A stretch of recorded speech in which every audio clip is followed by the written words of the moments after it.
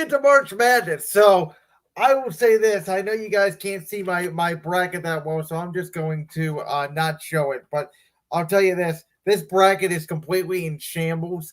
Um, I went with a lot of the upset picks that did not pan out, but I will defend myself that I still have a good amount of teams in the Sweet 16. UConn, Illinois, North Carolina, Creighton, uh, Tennessee, Arizona, Marquette, and Houston. Those are the 8 teams I have left that could potentially win the national championship. Man, I stayed up and watched the end of that Texas A&M Houston game. Yeah, I thought it was over, and so I go to bed. I look at my phone. I'm like, oh god! So I pull up the Max app on my phone. I'm watching the end of the game. Incredible. I'll say this about the tournament. Is it, and we talked about this because the women's tournament this year has been talked about so much because of the greatness that Caitlin Clark has done in Iowa. Don't forget Paige Beckers at UConn and Juju Watkins at USC. Absolutely, but they were not taking over the sport the way Caitlin Clark is taking over the sport, reminiscent of the way LeBron did it and then Steph Curry in the NBA, completely changing the marketing of the game. That's partially because Caitlin Clark has been able to stay healthy during her time at Iowa. Paige Beckers has been dealing with injuries during her career at UConn, and Juju Watkins is just a freshman at USC, so she still has time. Well, great point there. And I do believe that with the NCAA tournament, there are no stars. And I said that I told you this about a month ago, that when you take a look at the NBA draft, about the first 6 or 7 picks are all either international or G League player guys. Do you know that there is only one upperclassman right now projected in the top 15 in the NBA draft that went to college? So even all the college kids are freshmen that are one and done. And we're seeing the veteran teams that have stayed together for 3 and 4 years, the UConns of the world, Gonzaga, who is a 7 seed, really dominating and getting. No, they're a 5 seed. Or they're a 5 seed, excuse me, really dominating, getting into the Sweet 16. There was a lot of upsets on Thursday, and then by like Saturday, they all died. I always thought March Madness is the one sport, because I usually do root for favorites. I've talked about this a lot. I like big brands. I like my stars. March Madness is the one sport where I want to root for Oakland County in Michigan to go to the Final Four. I want to root for teams like Yale that I really thought had potential, and teams like New Mexico and James Madison that did not show up in their second round games. So in that manner, I'm a little bit disappointed that this year there hasn't been as many upsets in the second round as I thought there might be. It's a lot of blue bloods in the tournament. You did get a couple upsets because number 6 Clemson upset Baylor. Yeah, but is that really an upset? I mean, when I think of upsets, Clemson to me is not a Cinderella story. They're a 6 seed. It's not like they're a 14 team from a small school. Right. So you wouldn't say number. So sorry for cutting you off, but let me just ask you this: is number 11 NC State a Cinderella story by what you're saying? Yeah, I think that they're the closest thing to it. But then again, they did beat North Carolina. They did beat Duke in the regular season. In the conference tournament. So I mean, by that definition, they're probably the last Cinderella team left. I didn't think Clemson was great. I actually had them losing in the first round.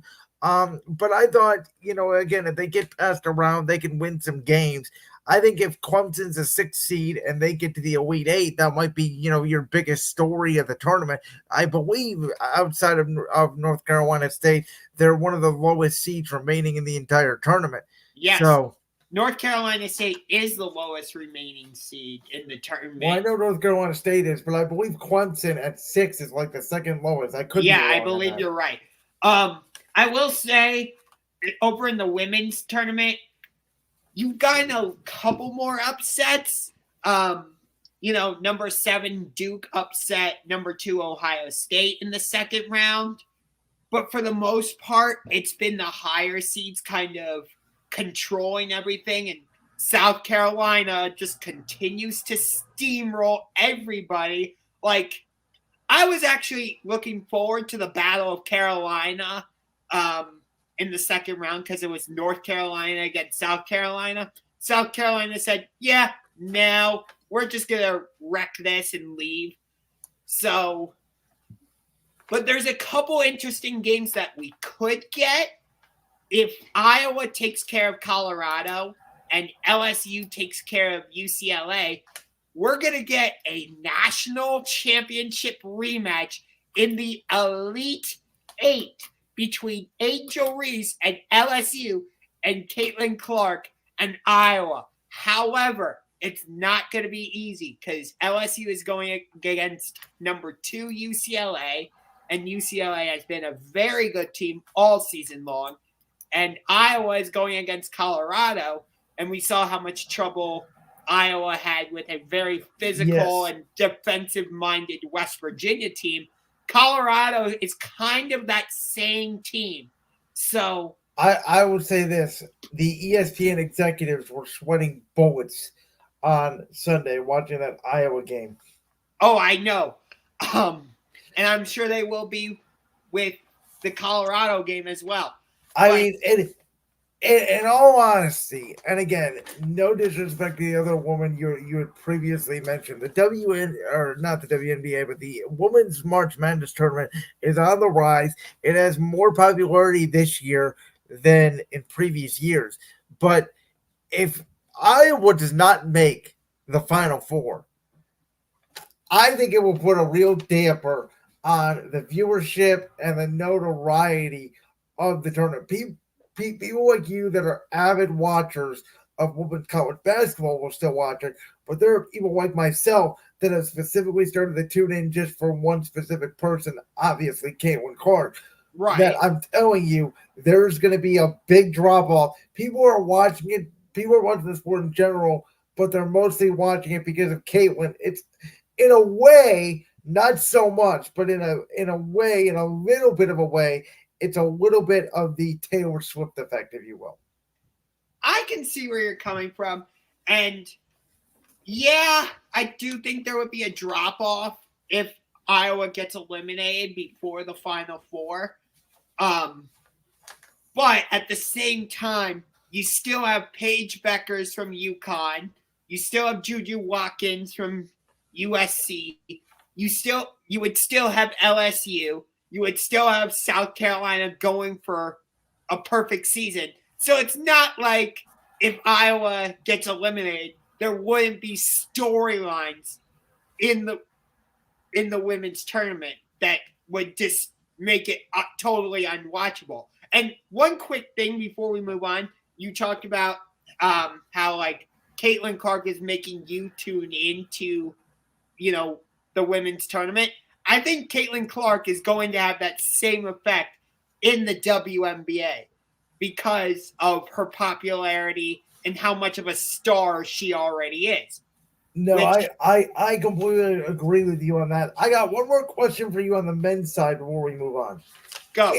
In my bracket, as bad as it has been, I still have 3 of my Final Four teams in. The one that was eliminated was Kentucky, sadly. But I still have UConn, I still have North Carolina, and I still have Creighton. How many of the Final Four teams left do you have? I also have 3. Kentucky was the one that got eliminated from me, but I still have Iowa State, I still have North Carolina, and I still have Creighton. I'll tell you what, Iowa State's very interesting.